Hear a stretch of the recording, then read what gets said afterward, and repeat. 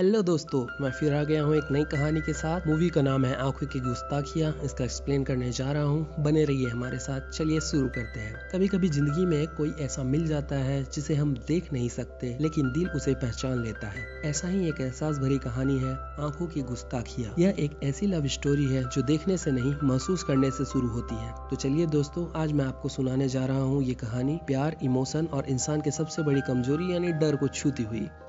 कहानी शुरू होती है एक ट्रेन से, जहां हम मिलते हैं सवा से, एक यंग लड़की जिसकी आंखों पर पट्टी बंधी होती है। लेकिन वह असल में वह अंधी नहीं, बल्कि एक थिएटर आर्टिस्ट होती है। उसे एक फिल्म में ऑडिशन के लिए जाना है जिसमें उसे ब्लाइंड लड़की का रोल निभाना है। और इसी ट्रेन में उसकी मुलाकात होती है जहान से, जो असल में ब्लाइंड है, लेकिन उसने कभी किसी को ये बताया नहीं। पहली मुलाकात बहस में बदल जाती है, लेकिन फिर बातों बातों में जुड़ जाती है एक अजनबी सी दोस्ती। दोनों देहरादून पहुंचते हैं, जहां एक ही रूम खाली मिलता है। जहान रूम शेयर करने से झिझकता है, लेकिन जब सभा गिर जाती है उसे समझ आ जाता है कि वह अकेले नहीं संभाल पाएगी। दोनों एक ही रूम में रुकते हैं। वहाँ छोटे नाम के दोस्त की एक भूतिया कहानी भी डर फैला देती है। रात में डर के कारण सभा जहान के पास आ जाती है और दोनों के बीच धीरे धीरे एक इमोशनल बॉन्ड बनने लगता है। जहान उसे महसूस करना सिखाता है, हवा, खुशबू, खामोशी, और बिना देखे भी सभा को लगने लगता है कि जहान सबसे परफेक्ट इंसान है। धीरे धीरे ये रिश्ता और गहरा होता है, लेकिन जहान का डर, उसका अंधापन उसे रोकता है सच बताने से।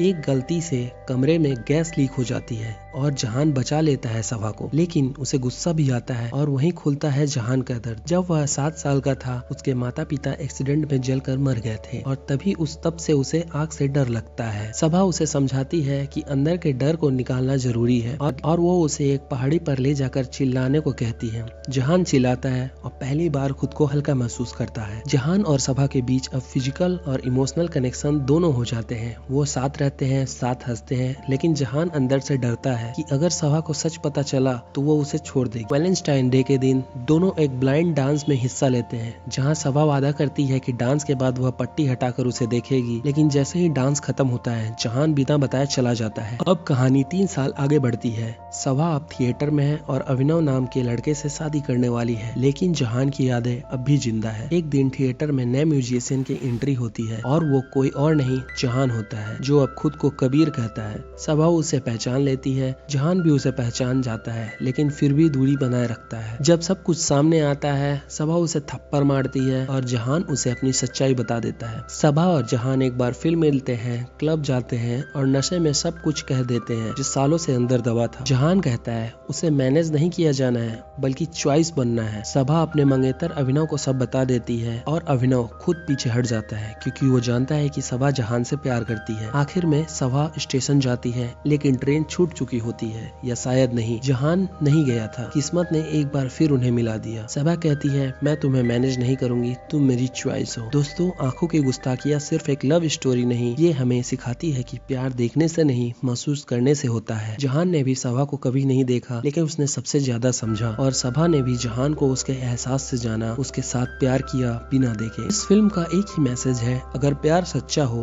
तो कमियां रुकावट नहीं बनती, बल्कि रिश्ता और मजबूत करती है, और जो रिश्ता दिल से जुड़ता है वो कभी टूटता नहीं। अगर आपको यह कहानी पसंद आई हो दोस्तों, तो वीडियो लाइक करें, अपने दोस्तों के साथ शेयर करें, और ऐसे ही दिल छू लेने वाली कहानियों के लिए सब्सक्राइब करें हमारे चैनल को। मिलते हैं अगली स्टोरी के साथ, तब तक याद रखिए, प्यार आंखों से नहीं, दिल से किया जाता है। थैंक यू दोस्तों।